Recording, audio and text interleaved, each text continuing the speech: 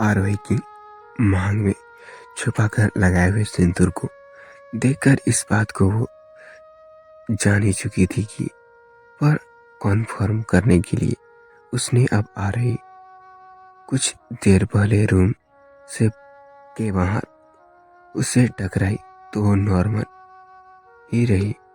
उसने खुद आरोही के मौका दिया था रुद्र के पास जाने की ताकि वो सारा सच जान सके। रुद्र ने ईशु को सब कुछ बताया दिया था कि कैसे आरोही और उसकी शादी हुई और क्यों वो इस शादी के बारे में किसी को कुछ बता नहीं पाया। रुद्र ने ईशु को देख अब अपना सिर झुका आगे बताते हुए कहा, अब तो शायद अगर हमारे बारे में घर में सभी को पता चला भी तो आरोही के डैड को कभी नहीं मानेंगे, क्योंकि अब उसकी नज़रों में मैं एक डेक जो साबित हो गया हूँ। ये कहते हुए रुद्र के दर्द से मुस्कुराते हुए आरोही को देखा, जो कि उसके आखिरी को कहे शब्दों का मतलब समझने की कोशिश कर रही थी। वहीं ईशु वो तो रुद्र की बात सुन लगभग गिरते हुए बेड पर जा बैठी।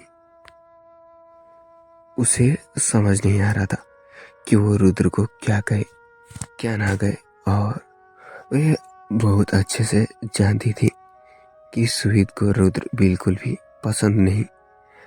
ऐसे में आदित्य क्या सुहित खुद ना जाने क्या करे या इस शादी का सच जानकर।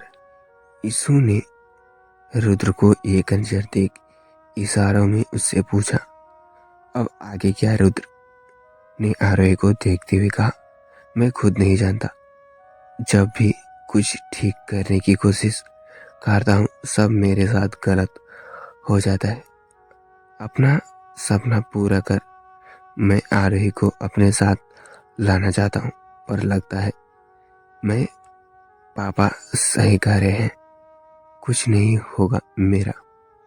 यह कहते हुए रुद्र ने उदास होकर अपना सिर झुका लिया। ईशु ने उसके हाथ पर हाथ रख उसका ध्यान अपनी तरफ खींचते हुए इशारों में पूछा, और कौन है इस शादी के बारे में जानता है? रुद्र को उसकी बात समझ नहीं आई तो ईशु ने एक बार फिर उसे समझाने की कोशिश की तो वो समझ गया और उसने झट से कहा, शान और सक्षम। ईशु अब कुछ देर तक खामोश रही। उसे हैरान हुई थी कि शान अब जानते हुए भी चुप है, मगर क्यों? ईशु ने रुद्र को एक नजर देखा जिसकी आंख अभी भी आरोही पर टिकी हुई थी। ईशु ने आरोही की तरफ अपने हाथ में इशारा करते हुए रुद्र से पूछा, क्या आप आरोही से प्यार करते हैं? रुद्र ने एक बार फिर आरोही को देखते हुए कहा, बेहद। ईशु अब एक बार फिर शांत हो गई और रुद्र की लगातार टिकी निगाहों नजरें आरोही पर देख समझ गई थी कि वह आरोही से बात करना चाहता है।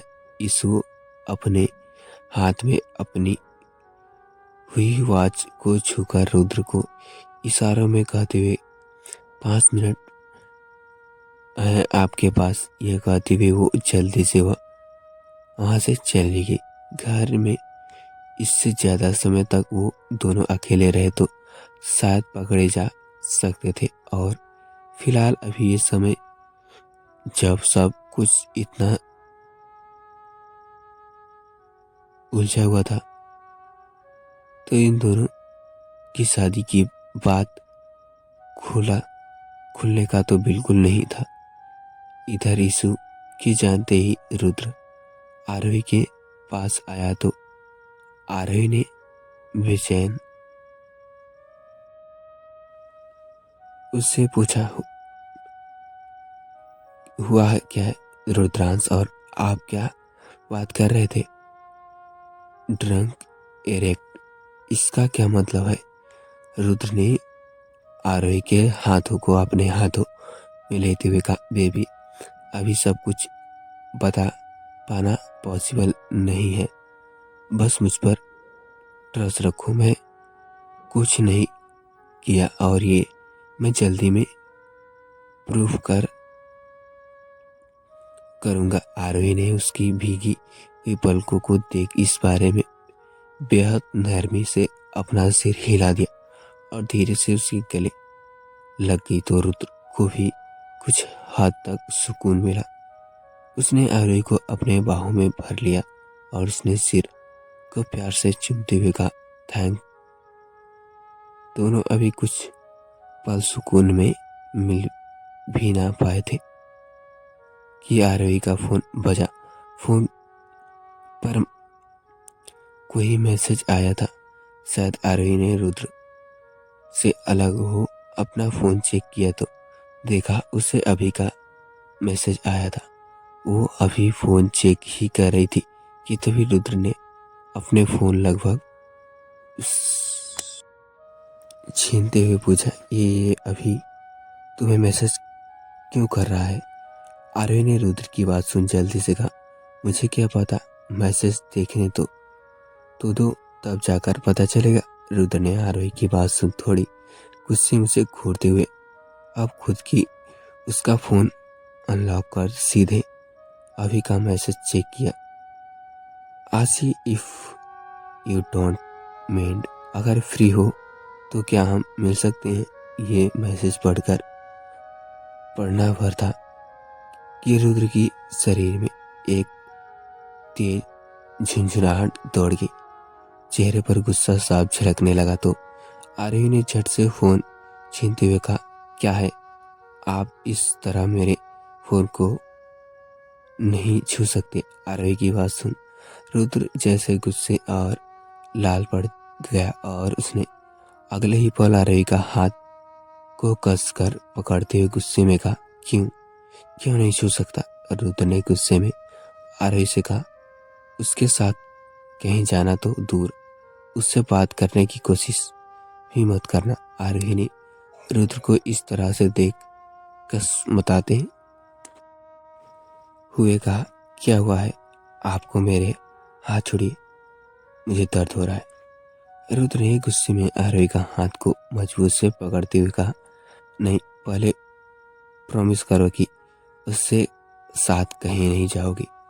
आरोही ने उसकी बात सुन कुछ कहना चाहा मगर तभी एक बार फिर डोर ओपन हुआ और ईशु अंदर आई। वो बिना कुछ बोले रुद्र से आरोही का हाथ छुड़ा उसे अपने साथ ले चली गई।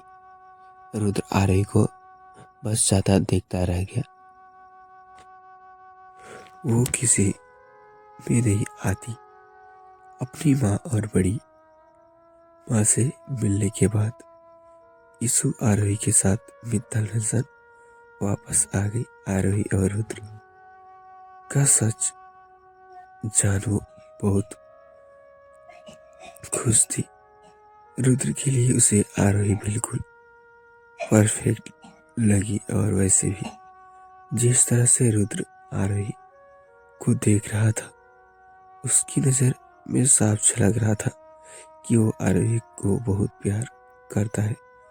और ये जान ईशु को थोड़ी राहत भी मिली कि फाइनली रुद्र को प्यार तो हुआ, वरना वो हमेशा कहता था कि उसके लिए कोई बनी ही नहीं। अब बस असल पंगा तो ये था कि इन दिन दोनों की शादी का सच जाना घर वालों क्या रिएक्शन होगा। आरोही ने अपने रूम में न जाकर सुबह के रूम में जाते हुए ईशु से कहा, मैं माँ से मिलकर आती हूँ। ईशु ने हमें सिर हिलाया और वो अब अपने रूम से चली गई। उसे अपने कपड़े बदलने थे। कुछ पल सुकून के बैठना था आज का दिन भाई उसके लिए बहुत बुरा था। एग्जाम भी उसके ठीक ही गया था। आरही रूम में आई तो सुहित पहले से वहां मौजूद। सुही का हाथ पकड़ न जाने क्या बातें किए जा रहा था। आरही उसे देख धीरे से फुसाती भाई तो सुहित ने अपना सिर ऊपर उठा आरही को देखते हुए कहा, आओ अंदर आओ। आरही ने रूम में इधर उधर देखते हुए पूछा, भाई पापा कहाँ है? सुहित ने उसे देखते हुए कहा, डैड इस समय ऑफिस में होंगे, थोड़ी देर बाद आएंगे। आरोही ने हमें सिर हिलाया और अब बड़े ध्यान से आज अपना माँ पापा का रूम देखने लगी। रूम में लगे आदित्य और सुही के साथ की फोटोज देख वो मुस्कुराई। हर फोटोज में जिस तरह से उसके पापा उसकी माँ को देख रहे थे कि कितने प्यारे लग रहे थे। आदित्य को देख न जाने क्यों अचानक से आरही को रुद्र की याद आई। वो भी तो शायद उसे इस तरह ही देखता है। आरोही को खोया हुआ देख सुहित ने उससे पूछा, क्या हुआ एंजल, क्या देख रही हो? आरोही ने मुस्कुराते हुए कहा, कुछ नहीं, बस देख रही हूँ कि पापा ने माँ की कितनी सारी फोटोज रूम में लगाई हुई है। सुहित उसकी बात सुन हल्का सा मुस्कुराया और उसने रूम में एक नजर डालते हुए कहा, ये डैड की दीवानगी है। और माँ के लिए आरोही ने हाँ में सिर हिलाते हुए कहा, हाँ वैसे मैं देख सकता हूँ कि। सुहित उसके सिर पर हाथ रख मुस्कुराया और उसने उससे पूछा, कॉलेज के बाद आगे क्या करने का सोचा है? आरोही सुहित की बात सुन धीरे उसे देखने लगी। कुछ सोच उसने धीरे से कहा, पहले तो जॉब करनी चाहती थी क्योंकि पैसा काम कर माँ का ट्रीटमेंट बेस्ट हॉस्पिटल में करवाना था। पर अब तो मेरे पास भी पापा है, दो भाई हैं, तो मुझे अब पैसे की फिक्र करने की जरूरत नहीं है। सुमित ने उसकी बात सुनकर कहा, बिल्कुल, हम किसके लिए हैं? आरोही ने मुस्कुराकर सिर हिलाया और फिर उसने धीरे से कहा, अब मैं थोड़ी कंफ्यूज में हूँ कि आगे क्या करूँ। अभी खुद को क्लियर करना चाहती हूँ, फिर बताऊंगी। सुमित ने उसके बात सुन मुस्कुराकर सिर हिलाया। वो आज इतने सालों में यीशु के बाद शायद ही इतनी खुलकर मुस्कुराकर किसी से बात कर रहा था। कुछ देर तक यूं ही बातें करने के बाद अब सुहित अपने रूम में वापस आया तो देखा यीशु मिरर के सामने खड़ी अपने सूट को डोरी में उलझी हुई थी।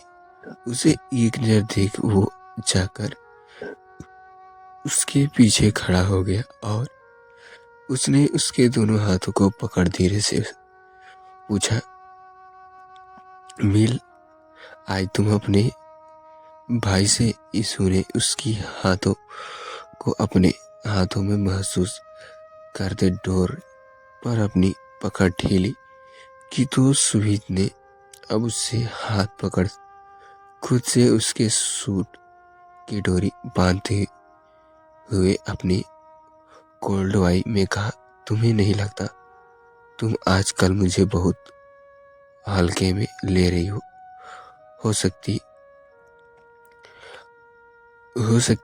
आवाज को सुन यीशु के शरीर में जैसी एक सनसनाहट सी दौड़ गई कि तभी सुहित ने उसके नाजुक से शरीर को पीछे से अपने मजबूत बाहों से घेरे में लेते हुए पूछा, अच्छा छोड़ो, ये सब उसकी सजा है, तुम्हें बाद में दूंगा। ये बताओ, अब तो हम अपनी पैनिक कह सकते हैं ना? हम कल ही सिंगापुर के लिए निकल रहे हैं। सुभित की बात सुन यीशु का चेहरा सुर्खला पड़ चुका था। उसने धीरे से अपना सिर उठा मिरर के खुद के सिपट कर खड़े सुभित को देखा। उसने उसे मिरर में देखते हुए अपने सिर हिलाया तो सुभित ने गुस्से में उससे दूर होते हुए पूछा, क्यों, अब क्या प्रॉब्लम है? सुभित ने उसे इशारों में बताते हुए कहा, अभी कैसे जा सकते हैं, पहले अब सब ठीक हो जाने दो। सुभित ने यीशु की बात सुन चिढ़ते हुए कहा, नहीं, पैनिक करो, हम कल ही जा रहे हैं, मैं अब और वेट नहीं कर सकता। ये कहते हुए वो गुस्से में रूम से बाहर निकल गया तो यीशु ने हैरान हो मन ही मन सोचा, इतना भी क्या उतावले हो ना, कितने जिद्दी हो तुम, एक बार मेरी बात समझने की कोशिश नहीं करते। बड़ी माँ क्या सोचेंगी कि ऐसी सिचुएशन में मुझे अपने हनीमून पर जाने पड़ी है। इधर सोनल ने आरोही को 2 हफ्ते पुराने न्यूज़पेपर की एक फोटो शेयर की थी जिसमें हेडलाइन पढ़ने ते ही आरोही को उसके सारे जवान मिल गए थे। फोटो में रुद्र को पुलिस अरेस्ट करके किसी हेल्थ क्लब के बाहर पुलिस की गाड़ी तक ले जा रहे थे। उसने फोटो देखते हुए खुद से कहा कि ये हो ही नहीं सकता। उसे ये अच्छे से पता था कि रुद्र ड्रिंक एंड स्मोक करता है, पर वो इतने दिन उसके साथ रही, कभी उसने उसे ड्रिंक जैसी फालतू चीज़ों में इन्वॉल्व नहीं देखा था। फोन पर आते सोनल ने कॉल को आरोही से पिक करते ही कहा, हेलो सोनल, मैं तुमसे बाद में बात करती हूँ। यह कहते हुए आरोही ने कॉल कट कर दिया। अब रुद्र को कॉल किया पर उसने उसके कॉल को पिक ही नहीं किया। शायद वो अभी में मैसेज की जगह से उससे नाराज हो गया था। रात में डिनर के समय सुमित ने आदित्य से कहा, डैड, मैं कल यीशु के साथ सिंगापुर जा रहा हूँ। आदित्य ने खाना खाते हुए कहा, अच्छी बात है, जाना भी चाहिए। यीशु ने आदित्य की हाँ सुनकर नजर आ रही को देखा कि शायद वो उसकी कुछ मदद कर दे। वो इस समय कहीं नहीं जाना चाहती थी, पर आरोही वो तो खुद इस वक्त उलझी हुई बैठी थी। वही शान, वो भी आज कुछ नहीं बोला और ना ही वो अब सुभित और यीशु के मामले में कुछ बोलना चाहता था। खाना खा सब अपने अपने रूम में चले गए। शान भी रूम में आया तो देखा सुभित पहले से ही उसके रूम में उसका इंतजार कर रहा था। यह देख उसने सुभित से पूछा, क्या हुआ भाई? इस पर सुभित ने उसे सामने खड़े होकर धीरे से कहा।